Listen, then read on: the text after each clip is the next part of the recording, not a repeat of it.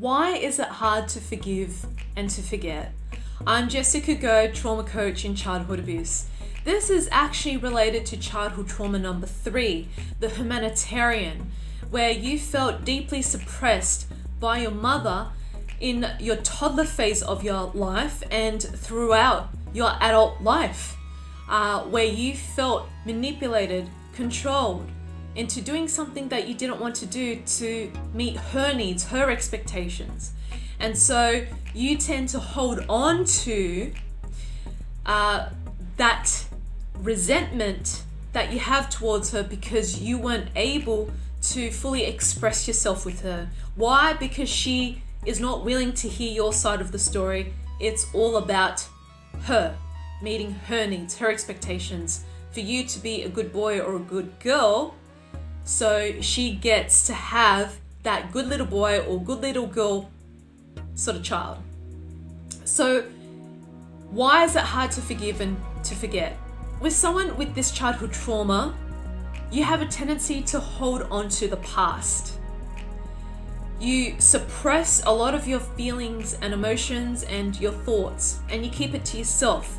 This is why it's hard for you to let go, because you hold on to the grudges, you hold on to the pain based on that conversation, and you weren't able to freely express yourself in that moment. And this is why it's hard for you to forgive and forget, because you're still holding on to the past.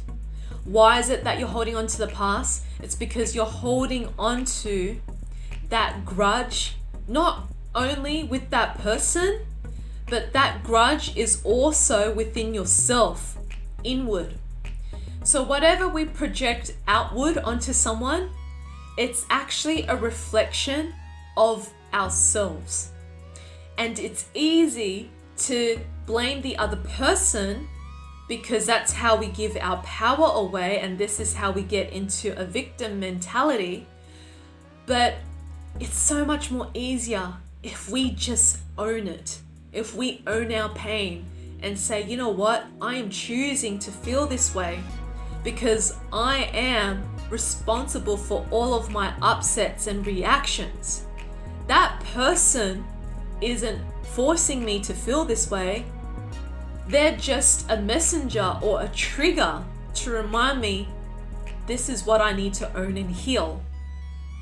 This is what needs to be expressed in order for me to let it go. And I didn't give myself the opportunity or permission to do so. And this is why you're holding on to grudges, not only with that person, but within yourself. And that person reminds you of you.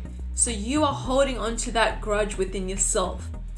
This is how you can take back autonomy, your personal power, by choosing to own your pain. It's so easy to blame others. And look, time to time I still do it, and I catch myself out, and it might take me maybe a few hours or even a couple of days to process it, but I'm giving myself that time to process it so I can recalibrate my personal power and see, oh, you know what?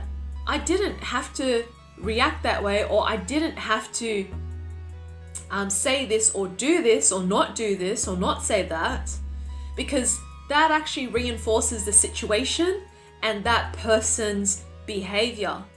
I could have done this, or I could have said this, or I could have just done it a different way and be the better person.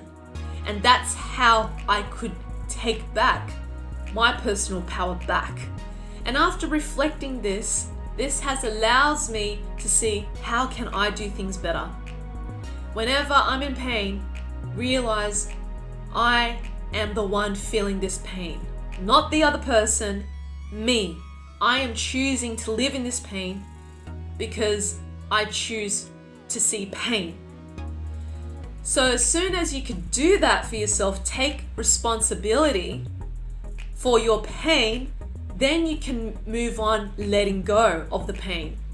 You know, having the awareness, okay, I'm the one who's feeling the pain. I'm the one who's choosing to live in pain. What can I do about it? Then the second step is, how can I let this go? How can I live a better outcome from this? What can I learn from this? How can I grow and evolve from this pain? And as soon as you got clarity around that, boom, that's when you can set yourself free and start to embrace pain. Rather than seeing pain, and when I'm speaking about pain, I'm not just talking about physical pain, I'm actually also talking about emotional trauma here, right? Emotions, feelings, negative thoughts, nightmares, right? It's about seeing it from a place of equanimity, meaning a place of neutrality, that a positive feeling or a positive experience or a positive person is just as good as a negative experience, a negative feeling, and a negative person. Why? Because the positive and the negative are here in coexistence with one another for you to keep evolving, learning, and healing in this lifetime.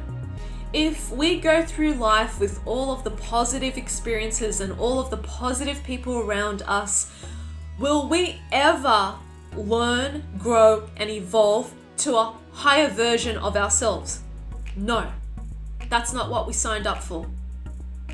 You and I signed up to break free from our past conditioning and trauma that has come along with it, so we can experience freedom, clarity, and joy on the other side, and to keep cultivating the joy, the clarity, and the inner peace as each negative experience or person that is presented to us throughout our life, so we can get to the next level. And this is how you keep evolving and transforming and growing into a new way of being. Seeing things from a place of equanimity and not reactivity. If you would love to learn more about how you can let go of nightmares, flashbacks, panic attacks, childhood traumas, heartache, humiliation, and shame, as well as grief, then you might want to check out my free web class, which is called How to Overcome the Loneliness Syndrome. And by clicking on the link below, it will bring you to a different page for you to register to join me for my one-time web class. And I will show you the pathway how you can finally get to the other side and sustain your healing journey ahead, where you can keep allowing yourself to see things from a place of equanimity and not reactivity. If you got something out of this video, I would love for you to give it a like, a thumbs up, comment below, subscribe to my YouTube channel, and feel free to share it with your family and friends. And I can't wait to see you in my next video blog.